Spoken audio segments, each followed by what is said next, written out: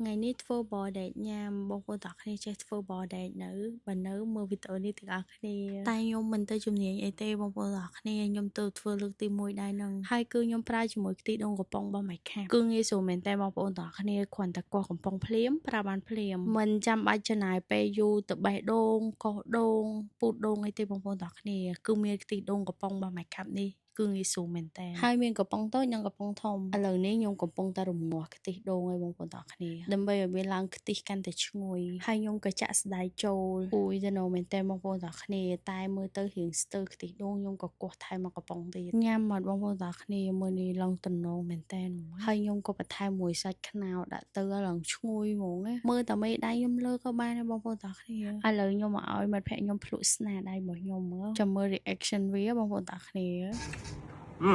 nghe em nè thấy thế anh này trời ơi chết rồi ok បងប្អូនអរគ្នាឥឡូវនេះកំពុងតែធ្វើដំណើរទៅផ្សារអង្គរការបងប្អូនអរគ្នាដើម្បីទៅសាកមនុយថ្មីនៅកន្លែងហាងមួយអ៊ីរបស់ខ្ញុំផ្ទាល់តើយើងចូលផ្សារអង្គរគ្នាផ្សារអង្គរការសូមស្វាគមន៍អ៊ីពូអ៊ីដាក់មនុយថ្មីខ្ញុំភ្លក់វិញមកថ្មីណែមក្រឡុកតំណងក្រោយគេអ៊ីផុសហ្នឹងហើយអត់ចេះផលមានស្បែកជ្រូកអីហ្នឹងត្រីសុទ្ធសម្រាប់បងប្អូនអរគ្នាដែលចង់បានប៊ីចេងដែលមានគុណភាពខ្ពស់និងធ្វើឲ្យម្ហូបអាហារបងប្អូនអរគ្នាមានឲ្យជ្រុលឈ្ងុយឆ្ងាញ់កុំភ្លេចជ្រើសយកប៊ីចេងម៉ៃជីងបងប្អូនអរគ្នានេះឈុតធំបងប្អូនអាចកំងបានឈុតធំហ្នឹងបង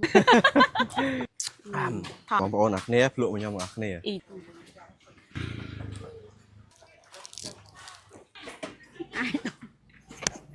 chết rồi